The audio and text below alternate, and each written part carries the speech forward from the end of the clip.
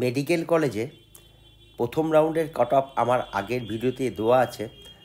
All India rank, caste rank, Bengal rank number দিয়ে সম্পূর্ণ 25টি কলেজের দেওয়া আছে।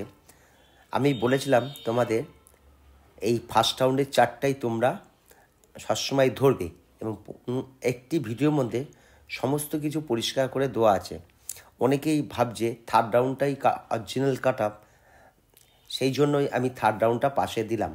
দেখো, থার্ড রাউন্ড হয়তো একটা রাউন্ড দেখবে অনেক সময় কাস্টে প্রায় 5 নম্বর 7 নম্বর কম।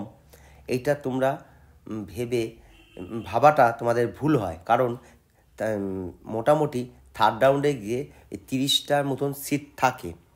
হ্যাঁ, এবার কলেজে যে কলেজে ফাঁকা থাকে সেই কলেজেই ভর্তি হয়।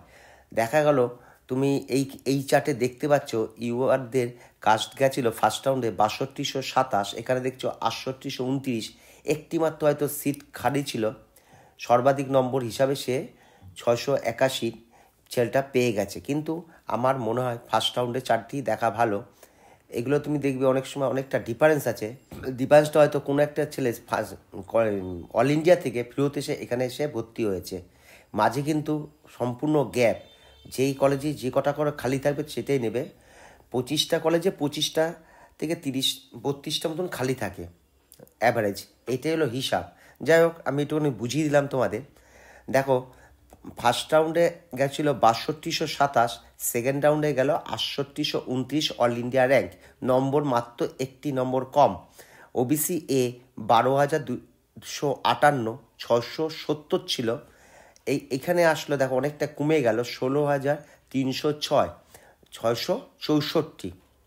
ওবিসি বি 11,891, 671 নম্বর, এবার আসলো 669, 13,974। ইডাব্লিউএস দেখো 21,009, এখানে আসলো 27,691, প্রায় 7,000 র্যাঙ্ক কমে গেল।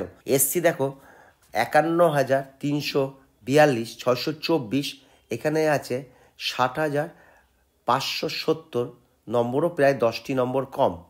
এসটিদের দেখো 1,10,000 র্যাঙ্ক কমে গেল, 2,70,000 থেকে আসলো 3,80,000।